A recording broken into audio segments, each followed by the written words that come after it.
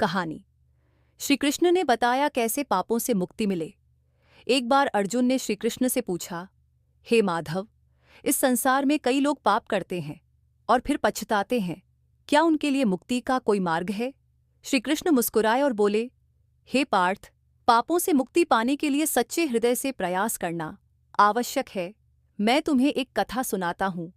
एक समय की बात है, एक ब्राह्मण जो जीवन में कई पाप कर चुका था, पश्चाताप की अग्नि में जल रहा था। उसने अपने कर्मों के फलस्वरूप कई कठिनाइयां झेली। एक दिन वह एक ऋषि के पास गया और बोला, हे महात्मन, मैं अपने पापों से मुक्त होना चाहता हूँ, कृपया मुझे कोई मार्ग बताइए। ऋषि ने कहा, पापों से मुक्ति का मार्ग केवल भगवान श्री कृष्ण ही बता सकते हैं। उनकी शरण में जाओ और उनसे प्रार्थना करो। ब्राह्मण ने श्री कृष्ण की आराधना करना शुरू किया।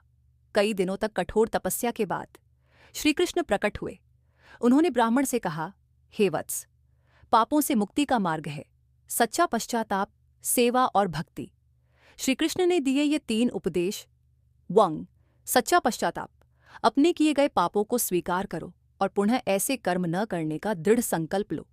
2. सेवा, प्राणी मात्र की सेवा करो, विशेष रूप से जरूरतमंदों और दुखियों की। 3. भक्ति, मेरे नाम का सच्चे हृदय से जप करो और गीता के उपदेशों का पालन करो। ब्राह्मण ने श्री कृष्ण के इन उपदेशों का पालन किया और धीरे धीरे उसके जीवन में सकारात्मक परिवर्तन आने लगे।